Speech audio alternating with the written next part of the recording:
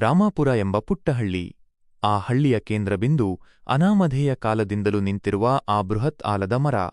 ಹಳ್ಳಿಗರ ಪಾಲಿಗೆ ಅದು ಕೇವಲ ಮರವಲ್ಲ, ಅವರ ಸುಖದುಃಖಗಳಿಗೆ ಸಾಕ್ಷಿಯಾದ ಒಬ್ಬ ಹಿರಿಯ ಜೀವ. ಕನಸುಗಾರ ಮಂಜುನಾಥ. ಅದೇ ಹಳ್ಳಿಯಲ್ಲಿ ಮಂಜುನಾಥ ಎಂಬ ಬಡ ಯುವಕನಿದ್ದ. ಕೈಯಲ್ಲಿ ಹಣವಿಲ್ಲದಿದ್ದರೂ ಕಣ್ಣಲ್ಲಿ ಕೋಟಿ ಕನಸುಗಳಿದ್ದವು.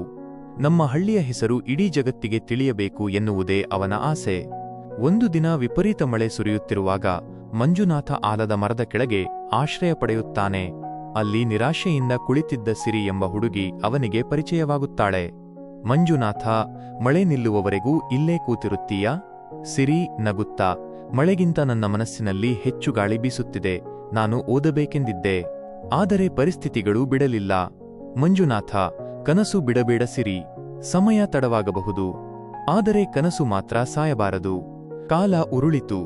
ಆಲದ ಮರ ಇಂದಿಗೂ ಹಾಗೆಯೇ ಇದೆ, ಆದರೆ ಆ ಒಂದು ಭೇಟಿ ಸಿರಿಯ ಬದುಕನ್ನೇ ಬದಲಿಸಿತು. ಇಂದಿನ ಮುಖ್ಯ ಅತಿಥಿ ಖ್ಯಾತ ಸಮಾಜ ಸೇವಕಿ ಸಿರಿ. ಸಿರಿ, ವೇದಿಕೆಯ ಮೇಲೆ ಅಂದು ಮಂಜುನಾಥ ಹೇಳಿದ ಆ ಒಂದು ಮಾತು ನನ್ನ ಜೀವನವನ್ನೇ ಬದಲಿಸಿತು. ಇಂದು ನಾನು ಈ ಮಟ್ಟಕ್ಕೆ ಬೆಳೆಯಲು ಆ ನಂಬಿಕೆಯೇ ಕಾರಣ. ಯಾರ ಬದುಕಿಗಾದರೂ ಬೆಳಕಾಗಬಹುದು. ನೀವು ಇಂದು ಯಾರ ಬದುಕಿಗೆ ನಂಬಿಕೆಯಾಗಿದ್ದೀರಾ? ಈ ಕಥೆಯು ಕೇವಲ ಒಂದು ಸಂಭಾಷಣೆಯಲ್ಲ, ಅದು ಮನುಷ್ಯನ ಆಶಾವಾದದ ಸಂಕೇತ.